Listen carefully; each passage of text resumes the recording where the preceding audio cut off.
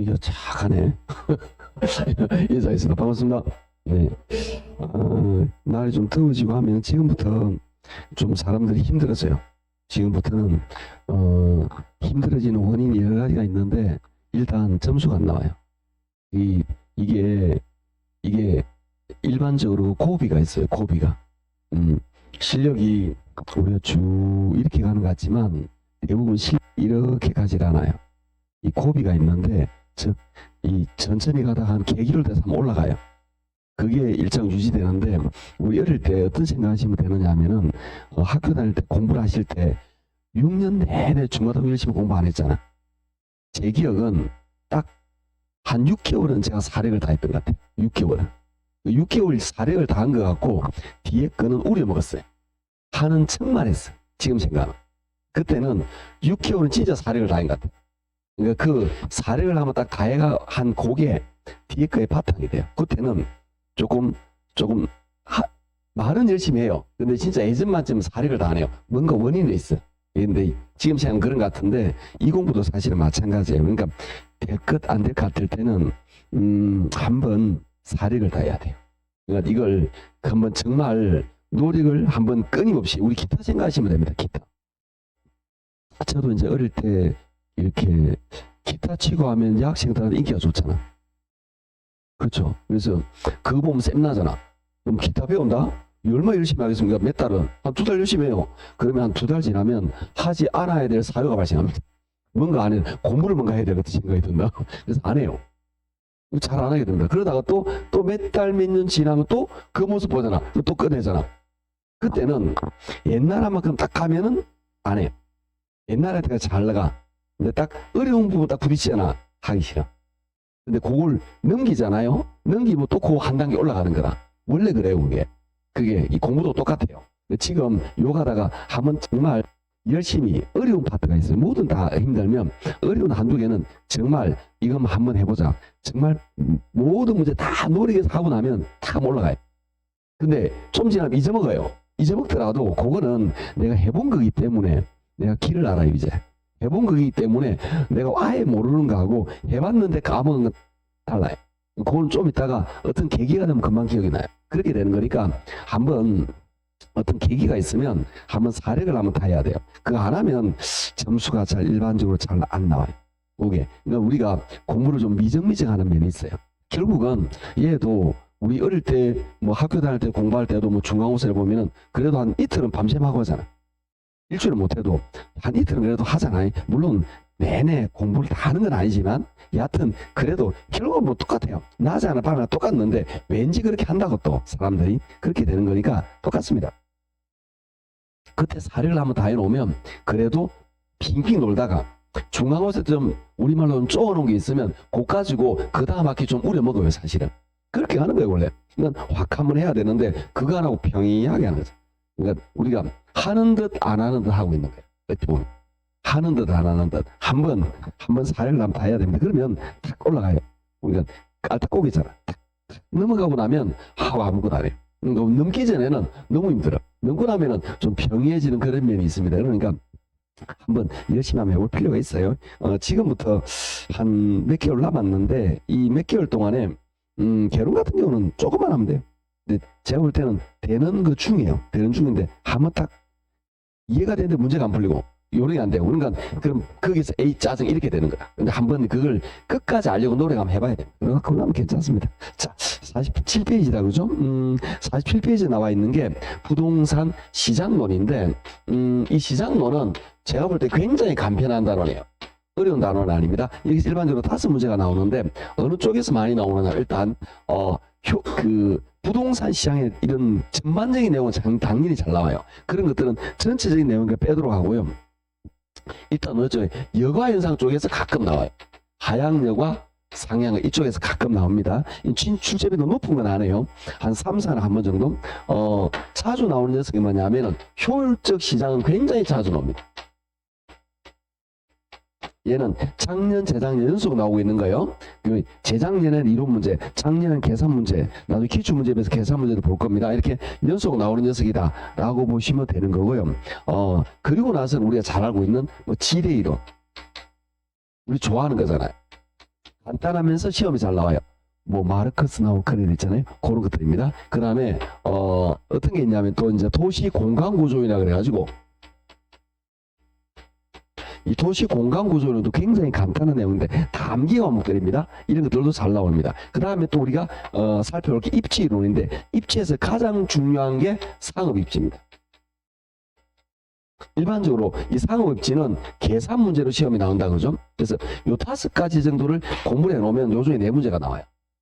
나머지는 섞어서 다른 거 나올 거. 일단 이렇게 나오는 거니까 이쪽 위주만 잘 살펴놓으시면 그렇게 과히 어려운 내용은 아닙니다. 그런데 지금 요약 진도에 들어가면 제가 좀 난이도를 높여요.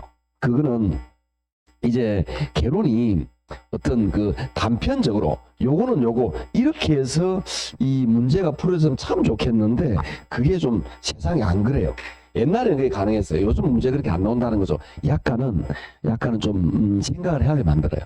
그러니까 그런 쪽으로 단순히 한 5년 10년 전에는 우리 그 인터넷 강의 요것만 외우면 돼 막 그렇게 하는 경우 있어요. 수업할 때도 뭐 이것만 외우면 돼서 막 첫 글자 요거 이렇게 막 맞춰서 탁탁 푸는 경우 있는데 그게 5년 10년 전에 가능한데 지금은 안 그럽니다. 지금은 뭐냐면 통합적으로 나와요.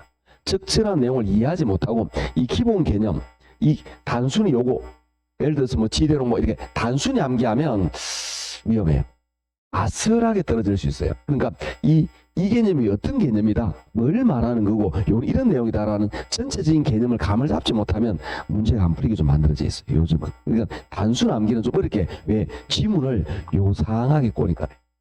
그러니까 예전 같으면 딱 포인트 찾아서 탁탁 했단 말이에요. 그렇게 해서 가능했었어요. 그래서 지금도 강의를 그렇게 하시는데 위험합니다. 그거는 굉장히 위험한 거예요. 이제는 통합적으로 나오는 데다가 지문이 좀 이렇게 깊숙하게 들어가는 지문도 많이 나오죠. 그러면 아주 단순 암기하는 건 굉장히 위험합니다. 그래서 어쩔 수 없이 수업도 강의도 좀 이렇게 약간 난이도를 들어갈 수밖에 없어요.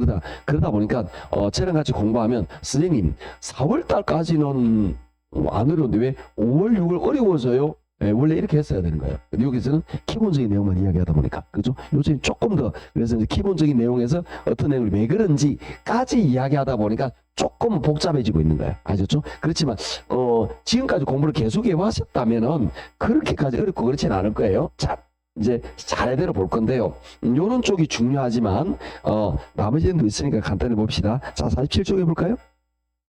부동산 시장이 정의된 동그라미 1번 밑줄입니다. 부동산 시장은 추상적 시장이며 지리적 공간이 수반되면 구체적 시장이다. 밑줄. 이 무슨 말이야? 말이야 방구야? 이건 이런 개념이죠. 부동산 시장이 지금은 뭘 하고 있냐면은 부동산 시장의 정의입니다. 그리고 학자들이 부동산 시장이라는 거 뭐다? 라고 정의를 내리는 거죠. 그 정의를 내릴 때 부동산 시장은 어떻게 표현하느냐? 추상적 시장이다 라고 부르는 거죠. 부동산 시장은 추상적 시장에 속한다라는 겁니다. 그럼 추상적 시장이 뭐냐라는 거죠. 시장은 추상적 시장이라는 개념이 있고 그리고 좀 구체적 시장 이렇게 표현합니다. 그리고 우리가 나 오늘 예를 들어서 첨가물 시장 갔다 왔어요. 그건 요거예요. 오늘 예를 들어서 뭐 농산물 시장 갔다 왔어요. 그게 요거예요. 그런데 추상적 시장이라는 개념은 이런 것들이죠. 예를 들면 노동시장 또는 자본시장 또는 금융시장 또는 주식시장. 주식시장이 어디 있을까요? 온 나라가 주식시장이죠. 그러니까 증권거래소를 말하는 건 아니잖아요. 내가 길거리 다니다가 버스 기다리면서 주식을 살 수도 있고 팔 수도 있죠. 이런 개념이 추상적 시장이다라는 이야기입니다. 그러면 이런 부동산 시장도 자본시장, 금융시장 관점에서 본다면 추상적 개념의 시장이다라는 거죠. 우리나라 온 국토가 부동산 거래가 가능하잖아. 온 땅이 거래가 가능하잖아요. 그래 보면 부동산 시장도 추상적 개념 시장이다. 즉 부동산 시장은 노동시장, 자본시장, 주식시장 같은 부동산 시장도 추상적 개념의 시장이다. 이런 이야기예요. 그런데 부동산 시장은 어떤 특징이 있느냐면은 부동산 시장은 어떤 장소적인 제약이 가능해요.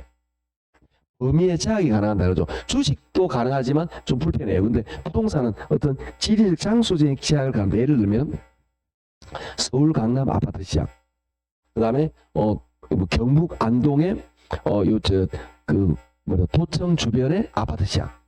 이렇게 되면 어떤 구체적인 장소라면 구체화가 된다는 거죠. 그 동네 시세, 그 다음에 교통 환경, 소득 수준이 뭔가 나온다. 구체화가 된다. 이런 이야기죠. 즉, 개념이 뭐냐? 부동산 시장은 큰 틀에서 보면은 추상적 개념의 시장이지만 지리적 제약을 가하게 되면 구체적 시장 요소도 가지고 있다. 이런 거예요. 기출지문입니다. 이게 자주 나온 건 아니지만 그게 위축관계 요구예요. 그래서 지금 다시 보면은 부동산 시장은 큰 틀에서는 추상적 개념의 시장이지만 지리적 공간을 수반하면 지리적 공간의 제약을 가면 구체적 시로 정의도 내릴 수도 있다. 좀 어렵지만 그런 표현이에요. 아리까리하지만. 그리고 밑에 해석은 제가 기억력에 그래서 그런 지문을 넣어놓은 거예요. 이제 요 지문이 어느 정도 이해가 되면 밑에 기억력 읽으면 이해가 되는 거예요. 자, 밑에 그 다음에 니은 보시면 동그라미 2번이죠. 밑줄었습니다. 불완전 경쟁 시장이지만 완전 경쟁 요소도 가지고 있다. 자, 부동산 시장을 정의 내릴 때 우리 이렇게 하는 거죠. 완전 경쟁 그리고 불완전 경쟁 이렇게 시장을 분류를 합니다. 그런데 이 완전 경쟁은 모든 게 완전한 시장이에요. 그러니까 우리는 여기는 이런 표현합니다. 다수의 수요자와 공급자. 누구나 물건을 살 수도 있고 누구나 물건을 만들 수도 있어요. 그리고 여기는 모든 정보가 오픈이에요. 정보가 오픈이에요. 열려 있는 거예요. 모두 쉽게 말해 식당을 열겠다. 누구나 100종원 정도의 정보를 가지고 있는. 누구나 쉽게는. 그리고 이 시장에 대한 진입 장벽이 없어요. 누구나 뛰어들 수 있는 시장, 여기 완전해요. 현실에서는 존재하지 않습니다. 현실은 뭐냐? 불완전해요. 너무나 당연하게. 현실은 정보가 돈이야. 그러니까 100조가 돈 많이 벌잖아. 왜? 레시피를 알고 있으니까. 우리는 그만큼의 노하우, 레시피가 없어요. 그렇잖아요. 정보하고 돈이다. 그래서 식당 같은 경우에도 어떤 저희 지역도 유명한 식당이 있습니다. 제가 볼 때 맛도 없더만. 하여튼 그런 식당 가면 뭔가 예전에 맛이었는데 좀 지나면 이런 가구나 맛이 없어서 왜 그런지 몰라. 하여튼 그렇습니다. 하여튼 그 뭔가 비법이 있어요. 나름대로. 그래서 밤에 몰래 약수를 별도로 만들고 그러잖아요. 자세히 보니까 조미료를 넣고 있는 거예요. 자세히 보면 조미료 넣고 있는 겁니다. 비밀같이 막 하고 있는데 그 옛날 드라마 나왔잖아요. 그 뭐였죠? 드라마 기억 안 나는데 그 뭐죠? 이렇게 부잣집에 막 음식에서 납품하는 드라마 있었잖아요. 드라마도 좀 보고 그때 김희선이가 여주인공 나와가지고 며느리 하고 있었잖아. 남편이 막 바람 피고 자전거 타고 다니고. 드라마도 좀 보고 대화가 안 되잖아요. 지금 그 남편이 막 바람 피고 막 그러잖아요. 그렇게 그때 시어머니가 막 그렇게 새로 들어가면서 반찬을 막 공급하는 그게 생겼는데 반찬이 너무 맛있는 거예요. 그지? 특히 뭐 총각김치인가 불티나게 나가잖아. 그 레시피를 알고 나중에 알아보니까 조미료를 붓고 있죠. 그 느낌. 여하튼 그런 겁니다. 이게 농담이고요. 여하튼 뭔가 맛있는 비법이 있어요. 사실은 그런 것들이 정보와 돈이다. 그 다음에 시장 장악력에 대해서 당연히 독점이 가능하다. 이게 현실은 불안전이다. 부동산 시장도 뭐냐? 불안전 경쟁 시장이다 라는 겁니다. 그런데 시장을 분석할 때 우리 저번 주에 요거 기억나죠? 그림만 길어도 분위기 안 좋아지네. 요 기억나죠? 요게 완전을 가정하는 거예요. 아니 우리가 언제 아파트나 우리가 언제 자동차 가면 우리가 결정한 적 있냐고. 없지. 그렇잖아요. 그런데 그렇다고 해서 완전히 우리 생각을 무시하고 공급자 지 맘대로 가격을 책정하나? 안 되죠. 어느 정도 반영이 되고 있잖아요. 그러니까 요걸 가정에서 분석하는 거라. 완벽하게 안 맞지는 않은데 가정에서 분석한 다음에 현실은 요렇다. 요런 느낌으로 보시면 됩니다. 그래서 결론은 뭐냐? 현실은 불안전이지만 안전 계좌를 가정에서 분석하는 게 효과적이다. 그게 동그라미 2번입니다. 그래서 밑에 보면 부동산 시장은 여러 가지 불안전한 속성으로 불안전 경쟁 시장으로 분류되나 완전성을 가정에서 분석하는 것이 유효한 경우가 많다. 이런 질문 나오는 거다라는 겁니다. 이것들이 전부 다 기출에 자주 나오는 게 아니고 아주 가끔 나오는 질문들이었던 거예요. 가볍게 그런 느낌으로만 이해하시면 됩니다. 자, 밑에 완전 불안전 읽어보시면 되고 넘어가죠. 48쪽입니다. 48쪽 보시면 가로 4번인데요. 나머지 읽어보십니다. 주상적 구체적인 이미 여기 이해가 된 거고요. 자, 가로 4번은 부동산 시장의 특성. 부동산 시장은 일반적인 시장과 다르게 구별되는 특이한 성질이 있어요. 그걸 부동산 시장의 특성이라고 말합니다. 다른 시장과 구별되는 특성이 있는데 어쩔 수 없이 지역적인 영향을 받을 수밖에 없다. 예를 들어서 그러니까 모든 정부에서 어떤 정책을 펼치는데 모든 지역에 다 영향을 미치겠지만 지역마다 다르게 나타납니다. 예를 들어서 정부에서 이렇게 청년들을 위한 임대주택을 활성화하겠다. 그러면 경기도 같이 청년이 젊은 애들이 몰리는 지역은 바로 정치 효과가 나타나겠죠. 그런데 강원도처럼 같으면 젊은 애들이 없네. 그러면 그 정치 효과가 전혀 상관이 없어요. 지역마다 다르게 나타나는 거죠. 모든 것들이 같게 나타나는 것은 아니다라고 보시면 됩니다. 그래서 이게 동그라미 열면 국지성, 지역마다 다르게 나타난다. 국지성, 지역적인 특징을 지닌다 이런 겁니다. 2번 수급 조절 곤란성 밑줄. 이게 사실 중요한데요. 수급 조절이 곤란하다 그랬죠. 자, 수급 줄임말이죠. 뭐의 줄임말일까요? 수요, 공급. 이것만 알아도 대화되는 거예요. 구체적으로 뭐냐? 공급의 조절. 왜? 공급은 생산에 소요되는 기간이 길기 때문에 비탄력적이에요. 탄력만 나오면 분위기 안 좋아지. 비탄력이에요. 그래서 무슨 말이냐? 수요는 즉각적으로 반응하는데 공급이 빨리빨리 반응을 못해. 그게 비탄력이라. 그러다 보니까 가격이 급등급락할 수 있다. 자, 우리 저번 주 배운 거 한번 생각해보고 복습해볼까요? 시로 할 거야. 자, 제가 뭐라고 했냐? 탄력은 양이라 그랬죠? 탄력은 양이라 그랬죠? 탄력적 양이 많이, 비탄력 양이 조금. 그래서 비탄력 양이 조금이니까 가격이 많이. 일주일만 지나. 다시 비탄력은 양이 조금, 가격이 많이. 비탄력이니까 가격이 급등급락. 그러니까 우리가 개론에서 배운 내용들은 다 현실에 적용이 되는 거예요. 내 개인적인 생각을 강하게 집어넣지 않고 보편적인 생각을 집어넣으면 부동산 학은 경험과학이고 실천과학이고 사회과학이에요. 그래서 현실에 안 먹으면 이거는 잘못된 거다. 여러분이 곰곰이 객관적 보편적으로 생각해서 이론이 맞다 그러면 현실에 적용되겠다 하면 이론이 맞는 거다. 그 탄력성도 그런 개념이에요, 사실은. 그러니까 대체제도 마찬가지고 우리가 알게 있었는데 학문적으로 정의하는 게 좀 어려웠던 거라. 사실은 사연상에 다 느꼈던 거라. 아니 대체제도 그런 거잖아요. 옆 동네 집값 올라가. 우리 동네 좀 있다 올라가겠죠. 그러니까 요 동네에 있는데 집값이 비싼 동네라. 요 집값 올라가. 우리도 좀 이따 올라가죠. 왜 그럴까? 여기 집값이 올라가면 여기 있는 수요가 우리 쪽으로 오겠죠. 우리도 수요가 증가하니까 집값 어떻게 된다? 올라간다. 가격이 올라가니까 우리 동네 수요가 올라가니까 집값 올라가잖아. 이걸 수업할 때 이렇게 했잖아요. A, B 하나는 가격, 한호 같은 수 되죠. 이렇게 했잖아. 그렇게 공부를 하니까 어려운 건데 조금만 생각하면 다 적용이 되는 거예요. 그런데 그 단계랑 그러니까 현실적인 거하고 공부하고의 그 단계에서 약간 헷갈리니까 차이가 있다 보니까 금방 적응이 안 되는 겁니다. 아셨죠? 그래서 그 원리는 변함이 없어요. 부동산학 개론은 다른 과목은 모르겠는데 아까 말했듯이 실천적이고 그 다음에 현실적이고 경험과학이고 종합과학이고 그 다음에 사회현상을 반영해야 돼요. 사회하고 완전 동떨어지면 이거는 공부할 필요가 없는 거라. 다 맞아가야 되는 겁니다. 대체제든 탄력성이든 이해하시겠죠? 그래서 여러분 단기적으로 가격이 급등급락할 수 있다. 거미집 이론을 말하는 겁니다. 또 니은 봅니다. 수급 조절의 곤란성으로 단기적으로 가격이 발생하나 장기적으로는 정상화된다. 이거 개론의 공식이라고 그랬죠. 자주 많이 나왔던 거. 단기적으로는 공급이 비탄력이니까 급등급락하지만 장기적으로 공급이 뛰어들잖아요. 공급량이 많아지니까 가격이 안정화된다.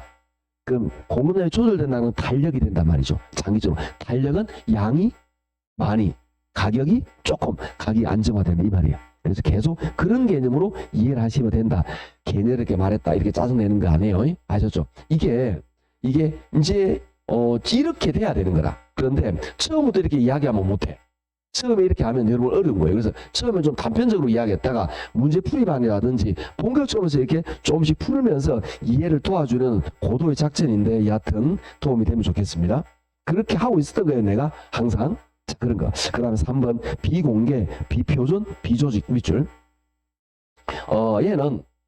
얘는 비공개, 공개 잘 되지 않는다라는 거고요. 비표준, 표준화가 잘 안 된다라는 거고요. 비조직, 유통구조를 조직하기 어렵다. 왜? 개별성 때문에.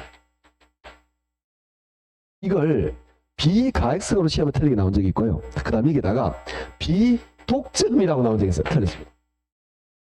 아시겠죠? 그건 가끔씩은 섞어서 막 내고 해요. 여튼 이렇게 나온 적도 있다. 참고적으로 보시면 됩니다. 나머지는 어려운 거 없다가 좀 여러분 읽어보시면 다 이해가 될 만한 내용입니다. 넘어가시고 오른쪽에 5번 부동산 시장의 기능 보죠.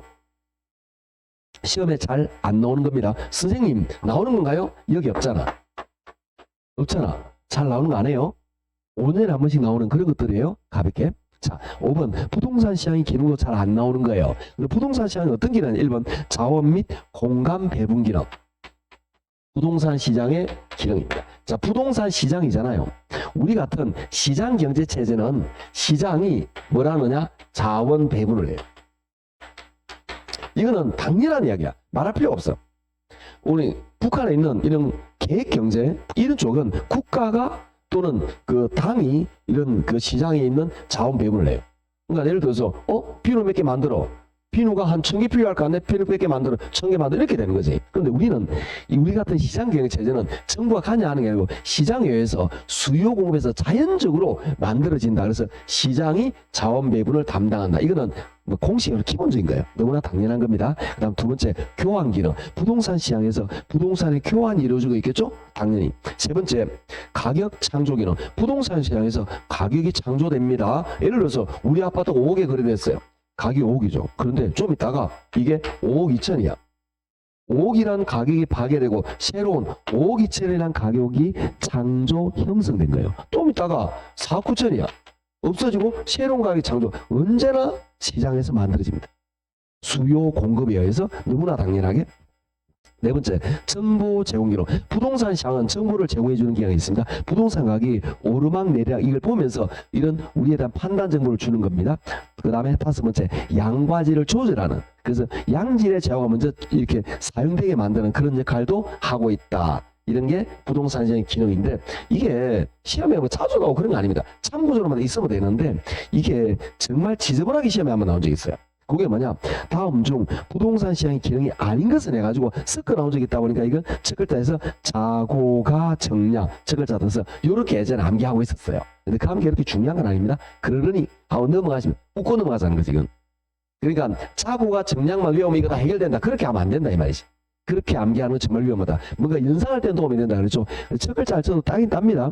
근데 너무 첫 글자에 맞는 같이 하면 안 된다는 거죠. 지문이 같게 안 나오는 게 개론의 문제점이에요. 아셨죠? 자, 그렇게 간단하게 보시고 부동산 시장은 이런 기능을 하고 있겠네. 이렇게 가볍게 생각을 가시면 됩니다.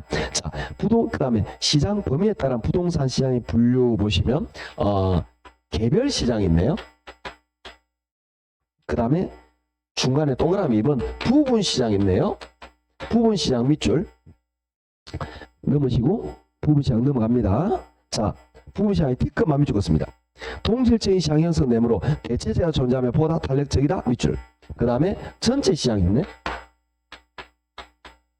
자, 요건 어떤 개념이냐 우리 한번 이해를 한번 해보죠. 주식이든 그 주택이든 부동산이든 마찬가지입니다. 주택을 한번 예를 들어 봅시다. 전체 부동산에서 마찬가지고 우리가 살고 있는 사람은 다 개별적인 시장에 있어요. 개별적인 주택이 있다는 겁니다. 쉽게 말하면. 그래서 여러분이 다 여기 있는 분이 뭐 10명이면 10명 다 집이 다르잖아요. 그래서 수업하다가 저 구미에서 깜짝 놀랐습니다. 저 다 집이 다르잖아요. 그랬더니 앞에 있던 두 분이 같은데요? 부부야. 깜짝 놀랐죠. 알죠? 깜짝 놀랐잖아요. 그래서 그렇고 죄송하다고 그러면 같습니다라고 했죠. 여하튼 다 집이 다르잖아요. 선생님 또 이런 사람들 선생님 우리 집은 이 두 사람은요 같은 아파트인데요. 그래도 달라. 몇 동 몇 호가 다르잖아요. 그러면 다른 겁니다. 층이 달라도 다른 거죠. 옆 라인도 다른 거죠. 동호 다른 거 다 다른 거예요. 아니 공간이 다르잖아. 청수가. 공간이 다른 거죠. 그럼 다른 겁니다. 그러면 모든 개별 부동산은 같은 게 단 하나도 없다라는 겁니다. 이해하시죠? 그래서 개별 부동산은 굉장히 다르다. 즉 이질적이다 라고 이해하시면 됩니다. 자, 그런데 이걸 전체 시장을 하면은 우리 저번 주 이거 기억나나요? 개별 수요를 전부 다 담은 시장 전체가 된다. 기억나죠? 그 느낌. 이거는 뭐냐? 우리나라 전체 주택시장이에요. 자, 그런데 이 전체 시장을 요거는 개별, 여러분 살고 있는 개별 주택을 말합니다. 자, 우리가 주식 또 부동산 시장은 주택 시장을 분석하려고 그래요. 그때 요거는 분석이 안 돼. 요거는 나열이야. 100이면 어떻고 200이면 어떻고 300이면 어떻고 이거밖에 안 돼. 라일이야. 요거는 이 안에 우리나라 전체에 있는 우리 주택을 한번 보도록 할까요? 서울 강남에 50억짜리 아파트가 있습니다. 강원도 철원에 1억 2천짜리 아파트가 있습니다. 이걸 같이 분석한다는 게 말이 될까요? 말이 될까? 어떤 거는 120억짜리 아파트가 있습니다. 최고층, 최호화 이런 것도 있어요. 이런 것들을 같은 통일선에 놓고 분석할 수가 없다는 거죠. 그래서 요거와 요거의 어떤 중간 부분, 즉 중간 부분이라는 거는 전체 시장을 여러 개로 나눈단 말이야. 이 나눈 거의 한 부분, 이걸 우리 뭐라고 말하냐면은 세분화한다라고 말합니다. 예를 들어서 전체 주택 시장은 어렵지만 판단이 안 되지만 왜 1억짜리도 있고 50억짜리도 있을까? 그런데 서울 강남 아파트 시장, 강원도 태백의 주택 시장, 그 다음에 제주도 쪽에 제주시 인근의 아파트 시장, 이렇게 세분화시키면 이제 요 부분은 어떤 현상이 나타나냐, 요거에 대한 세분화가 된 거죠. 그러면 요거는 요 안에서 예를 들어서 서울 강남 아파트 시장하면은 요 안에는 가격 수준이 어떨까요? 비슷하게 20억쯤 전후하겠죠. 그 다음에 강원도 태백의 주택시장 하면은 대략적으로 소득 수준과 가격이 어느 정도 한 그릇 나겠죠. 요렇게 한다면 요렇게 요 안에서 서로 대체가 가능하단 말이에요. 여기서는 내가 50억짜리 아파트 살라 그랬는데 없어서 1억짜리 아파트 샀어. 말이 안 되는 소리잖아요. 이거. 그렇잖아요. 이 말이 안 되는데 여기서 강남에서 A 아파트 살려다가 20억짜리 살는데 없어서 19억짜리 B 아파트 샀어. 말 되잖아. 이거는 서로 대체가 가능하다. 대체가 가능하다. 대체제가 존재한다. 요걸 뭐라 하느냐? 부분시장이라고 하는데 우리가 부동산 시장을 분석할 때는 요게 아니고 요걸로 분석한다. 이런 이야기예요. 그게 나와 있는 요겁니다. 그래서 이거는 위쪽으로 다시 보면 티끌 동질적인 시장 형성되므로 안에 가격이 비슷한 동질적인 현상이 형성되므로 대체제가 존재하며 요게 없으면 요게 사고 그러다 보니까 탄력적이 된다. 이거는 뭐냐? 우리 탄력성 배울 때 전체에서 세분화시킬수록 뭐다? 탄력적이다. 같은 말이 되는 거예요. 그러니까 다 돌고 도는 거예요. 이렇게 다 연결되는 거예요. 이렇게 이런 느낌. 결국 뭐냐? 전체 부동산 시장은 파악이 불가능하지만 세부적으로 부분적으로 나누면 전체 하위 개념인 아까 말했던 서울 강남 아파트 시장 이렇게 하위 개념으로 나누게 되면 대체제가 많으면서 분석 가능하며 탄력적인 시장이 형성된다. 이런 이야기예요. 시험에 잘 나오는 거 아닙니다. 간단하게 느낌. 자, 그 다음에 부동산 시장의 균형이라는 게 있는데 이것도 사실은 숱하게 우리 공부했던 내용들이에요. 이게 뭐냐면은 자, 단기 시장 밑줄 기억입니다. 단기의 수급 조절은 저량 개념으로 신규 공급은 거의 불가능으로 비탄력적이다. 니은 끝에 기존 공급자만 초과율을 누리게 된다. 밑줄. 2번 장기 시장 밑줄 기억 끝에 신규 공급이 가능하므로 공급이 탄력적이다. 밑줄. 니은 공급량이 증가하여 초과율이 소멸된다. 요게 사실은 여기 있는 단기적으로 수급 조절 곤란하다. 이거 같은 말이에요. 그러면 우리 한번 상상을 한번 해보실까요? 요 지역에 갑작스럽게 주택에 대한 수요가 증가합니다. 주택 수요가 증가할 원인은 굉장히 많이 발생합니다. 예를 들어서 정부가 갑자기 발표한 거예요. 이쪽에 공단을 조성한대. 그러니까 대체 이쪽에 건너편에 계란이 주거단지가 들어올 예정이 딱 된 거지. 그러니까 이 동네 주택값이 어떻게 될까? 움직이겠죠. 요런 상황. 또는 이쪽에 예를 들어서 우리 안동에 같이 KTX 여기 들어온대. 요렇게 되면 뭔가 주택이 들어올 사유가 발생해요. 그러면 단기적으로 어떻게 되느냐? 단기적으로 주택에 대한 수요는 증가했는데 공급이 된다 안 된다? 안 되잖아요. 공급은 시간이 걸리잖아. 공급은 생산에 소요된 기간이 길고 비탄하게 된다. 단기적으로 공급이 단기적으로 비탄력이니까 가격이 급등급락하겠죠? 많은 게 공급을. 그래서 이게 가격이 급등을 합니다. 이렇게 올라간다라는 겁니다. 그게 위축 관계 그거예요. 그러다가 장기적으로는 이제 공급이 이제 장기가 되겠죠. 장기적으로는 공급이 이제 탄력적이 됩니다. 양이 많이 공급되죠. 탄력은 양이 많이 가격이 조금 가격이 하락된 거예요.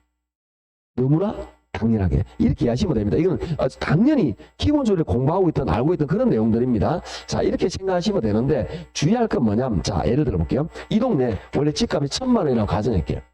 1,000만 원. 그런데 갑작스럽게 이 동네 주택에 대한 수요가 증가합니다. 그럼 이게 1,500만 원 뛰었어요. 이해하시겠죠? 왜? 수요는 있는데 공급이 없으니까 가격이 급등하겠죠. 그랬다가 단기적으로 수급 조절 곤란함으로 가격이 급등급락한다. 장기적으로 이제 가격이 떨어지게 되는데, 장기적으로 이제 어떻게 왜 떨어지게 되느냐면, 장기적으로 공급이 증가하게 됩니다. 공급 증가는 아래 위 가격이 내려옵니다. 그래서 가격이 내려와요. 내려오는데 주의할 게 이제 이거 한 번만 동그라미에서 한번 볼게요. 비용 일정, 비용 증가, 비용 감소라는 말이 있어요. 이게 뭐냐?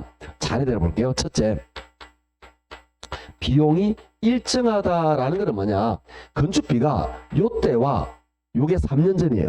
요때와 건축비가 비슷해요. 그러면 이게 떨어지는데 어디까지 딱 떨어지느냐? 요까지 떨어져요. 요까지. 그러면 비용 일정이면 옛날과 비슷한 요만큼으로 딱 떨어진다 이 말이에요. 가격이 내려오는데 옛날 수준까지 내려온다 이 뜻이에요. 됐나요? 그런데 비용이 증가합니다. 이 말은 3년 전보다 지금이 건축비 지수가 올라갔어요. 그러면 어떻게 되느냐? 이게 예를 들어 어디까지 되나? 1,300까지 떨어져요. 예를 들어서. 떨어지긴 떨어지는데 예전보다는 낮아요, 높아요? 옛날보다는 높은 수준 떨어진다 이 말이에요. 그 다음에 비용 감소 산업 일반적이지 않습니다. 이건 뭐냐면 옛날보다도 건축비가 줄었어요. 그럼 900으로 떨어집니다. 떨어지긴 떨어졌는데 옛날보다 낮은 수준으로 떨어진다 이 말이에요. 이게 그러면 요거는 이제 어려운 이유가 뭐냐면, 공부하다 혼자 공부할 때 어려운 이유가 요거예요. 즉 선생님 여기서 가격이 하락하는데 왜 올라가고 그대로예요? 그 말하는 게 아니죠. 처음보다 가격이 내려왔죠. 처음보다 가격이 내려왔는데 어떻게 하냐? 요거보다 높은 수준이냐, 요거보다 낮은 수준이냐 내려왔냐 이 말이야. 느낌? 그런데 일반적으로 우리나라는 물가가 올라가요, 내려가요? 올라가니까 일반적으로 이렇게 돼요. 일반적으로. 그러니까 내려오다는 어디까지? 여기까지 내려와. 그래서 부동산은 일반적으로 요렇게 갑니다. 이런 식으로. 일반적으로.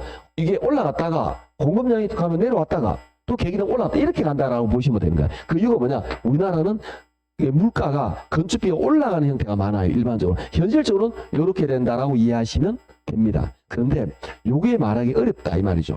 이게 혼자 보면 어려운 이유가 뭐냐? 아니 공급 증가해서 가격이 내려왔는데 왜 그대로 올라가?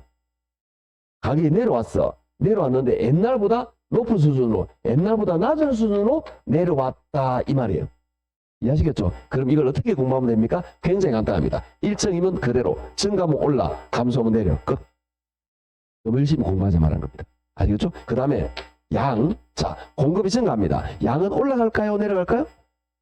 전부 다 올라가겠죠? 그래서 밑에 자료 보시면 비용 일정은 균형과 원래 수준, 비용 증가는 원래보다 상승, 비용 감소는 원래보다 하락, 양은 전보다 어떻게 되어 있죠? 양은 전과 전보다 동그라미. 이걸 묶어버리면 됩니다. 이렇게. 양은 전보다 증가합니다. 왜? 공급 증가하니까 양은 증가하다? 이런 뜻이 되는 거예요. 시험에 잘 나옵니까? 잘 안 나옵니다. 잘 나오면 예전에 다 했어요. 잘 안 나오니까 예전에 안 한 거예요. 아셨죠? 그래서 지금까지 한 것 중에서 여기 있는 게 없잖아요. 잘 안 나와요. 그럼 어떻게 시험에 나오느냐? 다음 중 부동산 시장에 잘못된 것은 여기도 지문 내고 여기도 지문 내고 섞어서 나와요. 그러니까 잘 안 나오는 것들이에요. 아셨죠? 그렇게 간단히 보시면 됩니다. 자, 주택 시장의 개념도 마찬가지 개념입니다. 물리적 주택 있고 주택 서비스라는 개념이 있는데 이것도 사실은 자주 나오는 그런 질문은 안 해요. 근데 한 번은 들어볼 필요가 있습니다. 물리적 주택은 뭐냐? 여러분이 수업 마치면 이제 댁으로 가시겠죠? 집에 안 가고 어디 가려고? 나도 좀 데리고 가면 좋겠는데 어디 가시려고 집에 안 가고? 공부하고 가려고. 알았어요. 공부하고 가시. 여하튼 집에는 갈 거죠? 안 들어갈 건가? 나왔구나 벌써. 잘하고 있습니다. 자, 이건 물리적 주택은 여러분이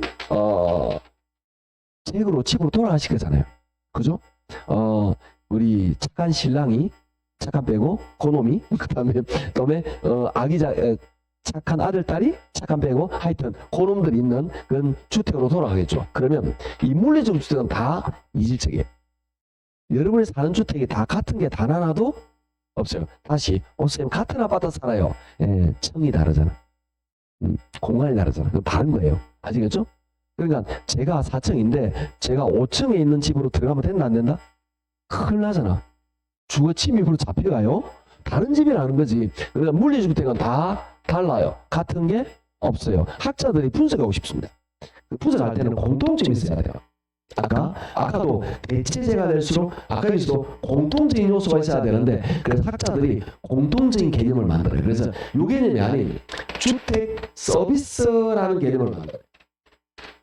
이게서 이 만족감이라는 개념으로 하는 예를 들어서 우리가 우리 안동의 중심부에 있는 예를 들어서 20평짜리 아파트가 있어. 이게 시세가 얼마냐면 예를 들어서 3억 정도 돼요. 중심에 있다니까 교통이 좀 어때요? 편하겠죠.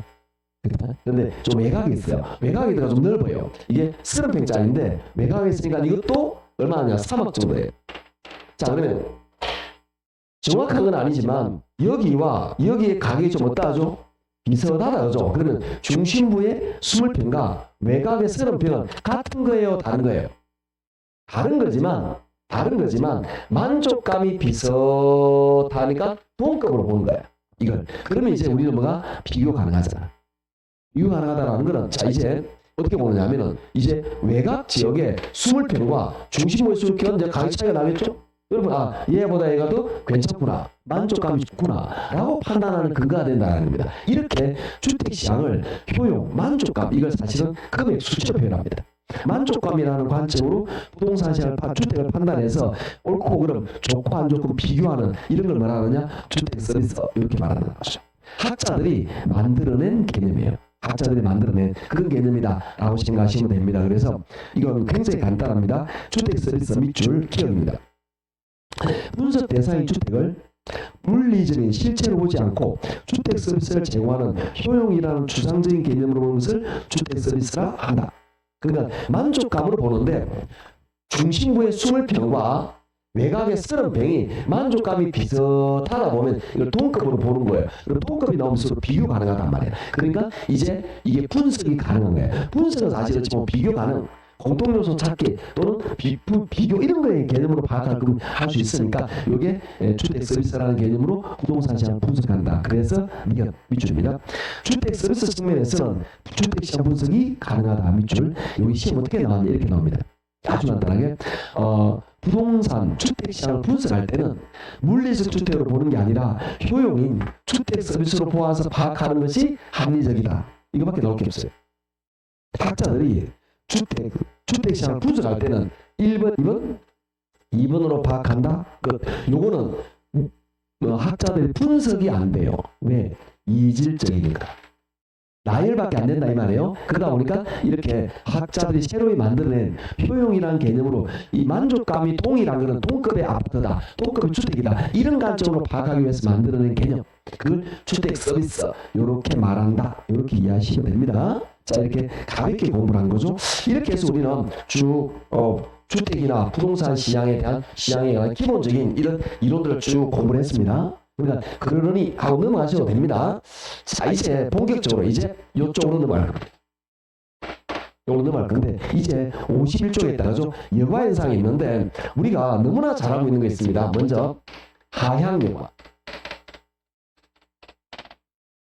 하향 여과라는 거는 이 주택이 하향, 고로 돼요, 저로 돼요. 당연히 이게 저로 되는 거죠. 저소도로 변하는 이게 뭐죠? 하향여과예요. 너무나 당연한 겁니다. 말할 필요 없이. 그리고 상향여과. 이거는 뭐냐? 요 주택이 뭐로 바뀐다? 고로 바뀌는 거죠. 그러니까 이름에 답이 있다라고 말했잖아요. 이게 저소득으로 바뀌었어요. 하향여과.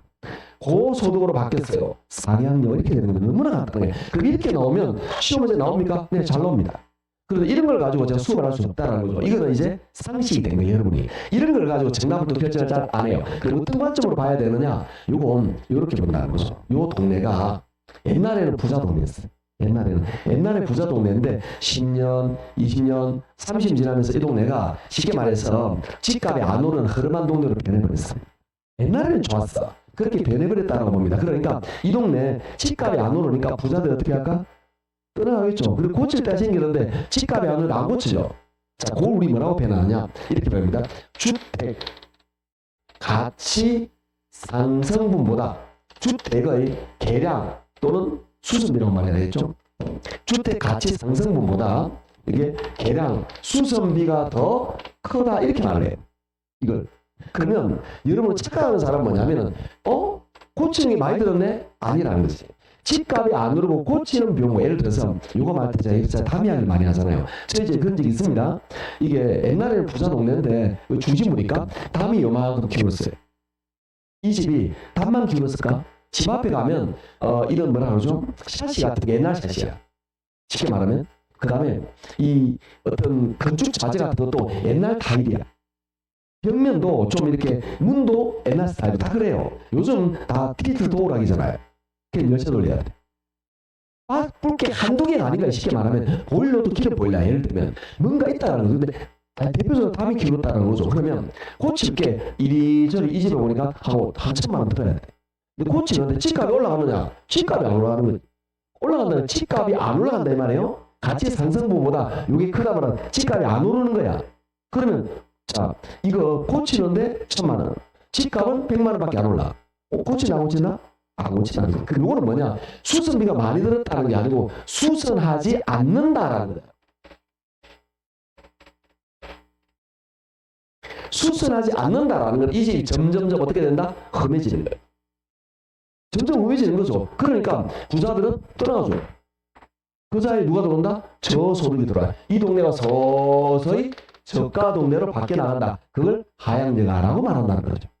너무나 당연하게. 자, 상향여가 마찬가지입니다. 상향여 개념은 뭐냐? 지역의 변화가 발생하는데 이 동네가 옛날에는 좀 안 좋은 동네였어요. 저희 지역도 있습니다. 저희 지역을 가만히 생각하면은 그래요. 저희 지역 가운데 강이 있어요.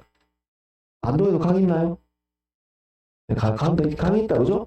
네, 좋은 동네네. 저희 지역이 특징이 뭐냐면은 이쪽은 산이에요. 올라가면 제가 말투는 서울 말투지만 경남이라 그랬잖아요. 여하튼 올라가면 산청이 나와요. 산청이. 함량이 나오고 어디 알겠죠? 지리산 줄기가 만난다 말 올라가면 그것도 첩첩 산중이야. 그냥이 아니고 당연히 말할 필요 없는 거야. 근데 밑으로 가면 뭐죠? 사천이 나와요. 사천 좀 지나면 바닷가가 나오는 거야. 평야야. 그런데 일반적으로 옛날 4대부는 사주 요게 집을 다 해요. 왜? 물 범람이 없잖아. 그렇잖아. 그 다음에 농기구 앞에 가지고 있고 느낌? 우리 그 드라마 같은 거 보면 옛날 토지 같은 거 보면 재밌지 않던가요? 토지 같은 거 보면은 옛날 양마치 문을 쫙 이렇게 열잖아. 그럼 쭉 아스라이 저쪽에 강이 보인다. 그 다음에 논밭도 보이고 그 다음에 소노맥도 탁 또 있고 드라마도 보고 하라 그랬죠? 그런 느낌. 그 상상하시면 되는 거죠. 이게 뭐죠? 전통적으로 말하는 뒤에 산이요 앞에 강이요. 뭐 최적의 위치지. 햇빛은 쫙쫙 들어오고 좀 바람 막아주고 이게 제일 좋은 위치야. 옛날에는. 그런데 지금은 좋은 위치가 발전 방향이 없잖아요. 이게 도로를 뚫겠냐고 요게 도로를. 저희 지금 어떻게 발달하겠죠? 요렇게 발달하겠죠? 옆으로 가면 뭐가 있죠? 창원, 마산, 부산. 왼쪽 가면 뭐가 있죠? 순천. 이렇게 발달하겠네? 그러면 밑으로 가면 뭐죠? 사천 카이. 이렇게 갈 때 어디 있겠냐고. 그렇지 않아요? 시대가 변한다라는 거지. 몇십 년 지나면서 그러면 요 동네가 옛날에는 요 동네가 수학과 동네라. 그래서 요 동네 지금도 기억합니다. 아는 선배님이 요 동네 선배님의 부친이 요 동네 땅을 사러 왔어. 그런 땅을 사러 왔는데 참 안동만큼 좀 막힌 분이죠. 안동 스타일이에 보니까. 그러니까 땅을 사러 왔는데 대학을 이 사람이 싼 놈이에요. 옛날 말로. 그러니까 지위계층이 낮다 이 말이지. 그러니까 그 사람하고 거래하는 돈 안 번 사람이에요. 옛날 이게 오래됐다. 40년 전의 이야기예요. 그런 길이 비례비슷한 요 동네 그런 동네라. 느낌 아시겠죠? 그럼 요걸 생각하시라는 거죠. 그런데 지금은 뭐냐? 요쪽이 아까 발전적이에요. 그럼 예를 들면 혁신도시 진주역 전부 여기 있어요. 당연한 거 아닌가요? 사천 연결돼. 그러니까 사천공항. 요쪽이 발전할 수밖에 없는 거잖아. 요 인건이 너무나 당연하게 여기는 발전하고 싶은데 산이 첩첩 산중이요. 갈 데가 없는데 열심히 하면 산청을 만납니다. 함량을 만나고 물론 물 좋고 공기 좋아. 발전 방해는 아니라는 거지. 지리산이 얼마나 센데. 지리산이 얼마나 센데. 그거 어떻게 뚫고 갈 거라. 불가능해 이거는. 그래서 이 동네 도속도로 가잖아요. 전부 다 터널이야 터널. 고가도로 쫙 올리고 달고 있어요. 여기는 무조건 평지고. 그럴 수밖에 없는 구조다. 지리적으로. 그러니까 이쪽으로 발전할 수밖에 없다. 요 동네가 옛날에 흐름했어. 요 동네 옛날에 흐름한 주택이 많았어.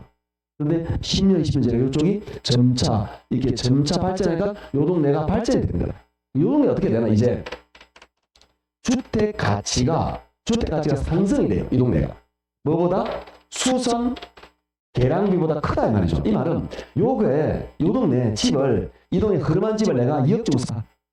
그런데 내가 예를 들어서 리모델링 1억에 3억 넣는데 몇 년 지나면 5억 하는 거다. 이 말은 뭐죠? 집값이 계속 어떻게 된다? 올라간다. 그럼 요거 뭐 한다? 수선한다. 자, 수선이라고 말했는데 간단하게 재개발한다. 리모델링한다. 재건축한다. 동칭하는 개념이에요. 수선이라고 표현하지만 그래서 이 동네가 점점 집이 어떻게 될까? 좋아지겠죠. 발전적이고 좋아지니까 사람들이 막 들어오는 거야. 부자들이. 그러면서 이 동네가 발전적으로 변한다. 이렇게 보시면 되는 겁니다. 지역의 변화입니다. 이거는 지역의 변화. 이걸 간편하게 고로 변화요, 저로 변화 이렇게만 하면은 요거는 풀지만 요걸 못 푸는 거예요. 요게 어려운 겁니다. 그래서 요 내용이 어디 나와 있느냐? 자, 밑에 보시면 51쪽에 요걸 이해해야 되는데 요걸 아셨죠? 요걸 이해해야 됩니다. 51쪽에 하향여가 밑줄 기억입니다. 주택의 수선비가 가치 상승보다 큰 경우에 나타난다. 자, 시험 요거죠. 주택 수선비가 큰 경우. 수선비가 큰 경우 하향여가 외워야 되겠죠? 그 다음에 T컷 중간부터 밑줄입니다. 저가주택에 대한 수요가 증가하는 발생하는 이거 밑줄 끄고 별표. 따라합니다. 저가주택 수요 증가 하향여가. 좀 이따 할 겁니다. 저가주택 수요 증가 하향여가. 요거 있고, 그 다음 요거는 뭘 외워야 되냐면은 이거는 저가주택에 대한 수요가 증가 하향여가 발생하는데 요거는 좀 이따 이야기할 거예요. 제가 바로 넘어가겠습니다. 좀 이따 자 넘어가시고 52쪽입니다. 상향여과 밑줄. 자, 이것도 기억은 상식이에요. 이제 상향여는 고로 변하는 건 상식입니다. 니역 밑줄. 주택의 수준비보다 주택 가치 상승이 더 큰 경우 그게 요거죠. 주택 가치 상승이 더 큰 경우 요걸 말하는 거죠. 그리고 밑에 재건축 재개발할 때 발생하는 현상이다 밑줄. 자, 이렇게 기본적인 내용 다 알았어요. 자, 이제 제가 요 이야기를 할 거예요. 요거 저가주택의 수요가 증가하면 왜 하향여가 발생하는 요걸 이야기를 할 건데 요 개념이 여기 물론 이론적으로 제가 간단하게 이야기하는 사례는 많이 있습니다. 어떤 개념이냐? 이걸 어떻게 편하게 이야기했냐면은 예를 들어서 우리가 저소득층이 조금 햇빛이 나아졌어요. 예를 들어서 여러분이 지금 남편을 만나가지고 결혼을 해가지고 부자인 줄 알았더니 살아보니까 월세방이 시작했잖아. 어릴 때. 그러다가 아이고 하셨고 결혼 무르도 못하고 웃자고 살아야지. 떠보니까 열심히 살다 보니까 조금 햇빛이 나아졌어. 조금 햇빛이 나아졌다고 시아파트 분양 갈 수는 없잖아요. 그러면 부자들이 버린 집. 그때 내가 무지개 아파트 갔다니까. 그래서 무지개 아파트 나오는 거예요. 그때 부자들이 버린 집에 들어가게 됩니다. 그게 저가주택에 주택 수요가 증가하면 부자들이 버린 집이 같다. 여기서 힘을 더 길러서 시아파트 가는 거예요. 그러면 고소득자, 부자들 어떻게 하느냐? 시집을 지어가요. 자, 그걸 이해하시면 됩니다. 거기 어디 나오느냐 하면, 자, 밑에 보시면, 3번, 주택의 하향여가 가는 보시면, 저소득층의 소득 증가, 정부 보조금으로 저가주택 수요가 증가한다. 고소득층은 신규주택을, 저소득층은 기존주택을 수요한다고 가정한다. 이렇게 나와 있죠. 이게 고소득층은 집을 새로 지어 나가고, 저소득층은 기존 주택, 부자들이 버린 집을 쓴다. 이 뜻입니다. 자, 그러면 하향이 어떻게 일어나는지 한번 예를 들어 보도록 할게요. 주거분리에 의해서 여기는 저가주택 동네입니다. 여기는 고가주택 동네입니다. 저가주택이 예를 들어서 100개, 100개, 100개, 고가주택이 100개, 100개, 100개 서로 사이좋게 이렇게 딱 있다 봅시다. 아셨죠? 그래서 이 동네는 가난한 동네, 이거는 부자한 동네 이렇게 되는 상태입니다. 이때 이 저가 동네에서 어떤 계기가 발생해요. 예를 들어서 저가 동네에서 어떤 현상이냐, 인구가 증가하거나 아니면 소득이 증가하거나 전부가 아니고 일부가 제가 수업하면서 옛날 생각 참 많이 한다 그랬잖아요. 옛날에 저희 집안은 어땠냐면 저희 집 구조는 저가주택 중에서 저가주택이었어요. 어떤 구조냐면은 이 주인집이 있고요. 뒤에 집이 하나 둘 셋 네 가구가 살았어요. 저희는 세 번째 가구 살았고요. 요 첫 번째 가구에는 여자 같은 반 여자애가 살았어요. 걔를 제가 싫어합니다. 굉장히 싫어합니다. 하여튼 지금 서울에서 결혼해서 잘 살고 있는 것 같은데 제가 싫어합니다. 이름은 말하고 싶지 않아요. 성은 박이에요. 하여튼 말하고 싶지 않은데 저의 치부를 다 알고 있기 때문에 싫습니다. 저의 모든 안족을 다 알고 있어요. 그래서 싫어요. 뭔가 뻥을 못 치겠어. 학교 가서 좀 그런 거 있잖아. 뻥 좀 치고 싶은데 얘 때문에 나 뻥을 나. 뭐 하면 씨 웃고 있다 이가 기분 나쁘게 아우 열받아. 하여튼 그런 느낌. 여튼 각설하고 이런 저가 동네에 살고 있었습니다. 근데 제가 우리 지금도 불만인데 초등학교 때 숙제를 내줄 때 왜 국어 숙제를 내주면 뭐 비슷한 말 반대말 왜 숙제 내주는지 모르겠어요. 그게 예습이 가능한가요? 스스로? 점값이 예습이 가능한가? 비슷한 말 반대말이? 초등학교 때 공부 안 했구나.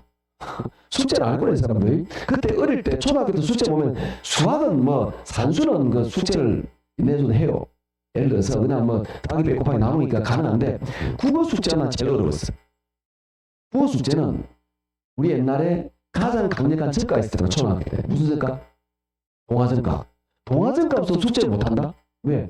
비슷한 말 반대말 물어보는데 내가 어떻게 알겠냐고 그걸. 아니 초등학교 예를 들어 5학년인데 배울 건데 비슷한 말 어떻게 알아? 반대말 어떻게 알아? 저까지 다 나와 있는데.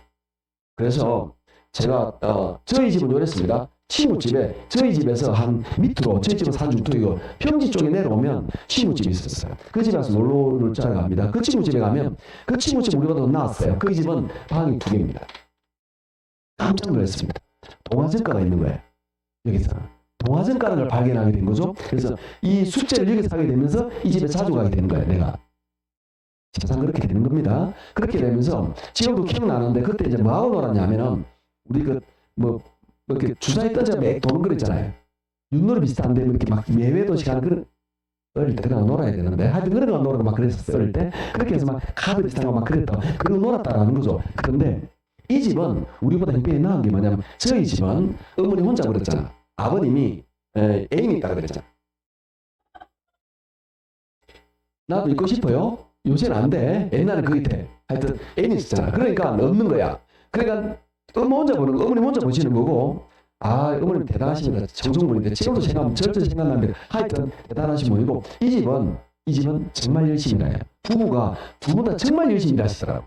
자녀를 위해서. 그러니까 애들이 워낙 우리가 딱 하면 깜짝 놀란 게 뭐냐면 우리 집에 있는 없는 위인전이 있는 거예요. 옛날에 위인전이 끝났잖아. 모르는 거야. 너 알렉산더 알아? 그게 끝났잖아. 뭔데고 그게 끝난 거야 그는. 알렉산더 그거 끝나버린 거야. 알렉산더 아는 순간 끝나는 거야 그거에서. 그런 게 있어 원래. 그러니까 그 위인전을 보면 딱 쉬워. 근데 모르면 바보 되는 거야. 근데 알아 몰라? 나 모르지. 그러니까 그쪽에 있더라고. 그러니까 이 집은 그래요. 그런데 예를 들어서 우리 집은 계속 여기 있을 거라. 근데 요 집은 이 두 분이 아버님은 굉장히 열심히 사셨어요. 지금 생각하면은 정말 밤늦게까지 열심히 일하고 자녀를 위해서 그렇게 사시더라고요. 저 어른도 살지만 혼자 살아본들 해본들 나잖아요. 이건. 네. 그래서 그렇습니다. 하여튼 이분들이 열심히 일했어요. 그래서 형편이 조금 나아졌어요. 조금. 그러면 조금 더 좋은 집으로 가고 싶은 생각이 들지 않을까? 그렇죠. 그렇다고 해서 빚값벌지한 새 집은 못 가요. 그러면 요 고가주택 중에서 요 동네는 계속 가지만 이 동네는 저가에 붙어 있어. 아시겠죠? 그러면 요 소득 있는 요 사람들 친구집 요 사람이 있는 사람이 조금씩 이렇게 이사가지 않을까? 여기 인구가 늘었으니까 이게 주택에 대한 수요가 늘어나겠죠. 그런데 여기는 이런 집을 못 지어. 판잣집을 이런 집 지으면 안 된단 말이에요. 그 주거가 안 나. 그러다 보니까 요 사람들이 부자들이 프린지로 조금 넘어가겠죠. 그러면 이런 저가주택에 대한 수요가 증가하다 보니까 저가주택 이 사람들이 인구가 늘거나 소득 증가를 통해서 저가주택 수요가 늘어나다 보니까 요 집이 서서히 뭐로 변한다? 저가로 변한다. 그걸 하향연화라고 말합니다. 그래서 어떻게 되냐? 요만큼이 저가주택으로 변한다 이렇게 되는 거예요. 자, 그게 왼쪽 볼게요. 왼쪽 저가주택 시장의 여가 과정에 보면 1. 수요 증가. 이 수요 증가 요런 현상으로 수요 증가. 2번 장기 밑줄 공급 증가 하향 여가 밑줄. 자, 그러니까 저가주택에서 공급이 증가하는데 그 집을 치워 증가하는 게 아니고 어떻게 하향력을 통해 증가한다 이런 이야기입니다. 이해하시겠습니까? 자, 그런데 여기서 비용 일정 비용 증가를 봅니다. 요거는 일정 가격 그대로 증가하는 가격 올라. 요거는 그대로예요. 아까 말한 그대로 볼 필요 없습니다. 뭘 보느냐? 주택량이 증가했어요, 감소했어요? 요것만 동그라미. 가격은 똑같으니까 볼 필요 없고 왜 증가하느냐 생각합시다. 앞에 저가주택 몇 개 있었죠? 300개. 그런데 요게 고가가 뭐로 변했죠? 하향은 저가로 변한 거잖아요. 저가주택이 100개 늘었네? 그래서 주택량이 늘었다고. 자, 저가주택이 늘었죠? 왜 늘었죠? 뭘 통해서? 하향여가를 통해서. 부자들이 고가주택, 저가주택으로 변하는 하향여가를 통해서 저가주택이 늘었다 이 말이에요. 이해하시겠죠? 자, 이제 요 동네로 가보도록 합시다. 그러면 여러분이 여기 살고 있던 부자야. 여기 살고 있는. 그럼 요 집을 팔고, 아니 그냥 줄 수는 없잖아. 당연히 이 집을 팔고, 즉 아까 말한 열심히 일하는 요쪽 사람들, 이게 무지개 아파트, 무지개 아파트, 요 사람들에게 팔고 30년 전에 좋은 아파트지만 지금은 그럴만한 아파트가 된 겁니다. 이걸 팔고 새 집을 지어요. 신축. 부자들은 팔고 새로 짓는다 이 말이에요. 이해하시겠죠? 그래서 단기적으로 공급이 감소합니다. 왜? 집이 줄었잖아. 단기적 밑줄, 공급 증가 신축 밑줄. 장기적으로 고가주택은 신축하는데 주의할 겁니다. 밑에 보면 비용 일정이면 그대로, 비용 증가면 가격인데 양을 보세요. 이게 중요합니다. 이게 어떤 개념이냐? 비용 일정일 때는 요때 건축비가 동일하단 말이에요. 그러면 100개만큼 집을 넘겨주고 100명에게다 집을 신축해요. 그러면 자, 저가로 넘어간 거 몇 개? 100개. 새로 지은 거 몇 개? 그럼 쌤쌤이 아닌가? 그래서 주택량이 가격 볼 필요 없다 그랬죠. 따라가니까 주택량이 어떻게 됐죠? 같다 돼 있잖아. 됐나요? 그런데 비용 첨가 산업. 비용 첨가 산업이라는 말은 건축비가 올라가 버렸어. 그러면 100명이 이에게다 집을 팔고 90명이 신축하고 10명은 다른 데 가버리는 거야. 집이 차이가 나니까. 그러면 자 100개를 넘겨주고 90개만큼 지었으니까 10개만큼 어떻게 될까요? 줄었겠죠. 그래서 주택량이 줄었다 이 말이에요. 시험에 잘 안 나옵니다. 다시 말하면 잘 안 나오는 거예요. 잘 나오면 이야기했습니다. 그럼 어떤 개념이냐? 이걸 시험 문제 철저히 만들어내질 않아요. 한 번인가 나왔어요. 그래서 잘 이야기 안 하는데 이게 가장 포인트는 뭐냐? 수업 시간 이야기 다 한 거예요. 어떤 개념이냐면은 저가주택 수요 증가하면 하향매가 일어난다. 고가주택은 주택에 대한 수요가 증가하면 신축을 통해서다. 그거만 알면 돼. 느낌상. 아시겠죠? 그거 위주로만 봐놓으시면 되는 겁니다. 아셨죠? 에휴 힘들어라. 좀 쉬었다 하더라. 하죠? 밑에다가 이제 3번부터 좀 쉬었다 좀 쉬죠.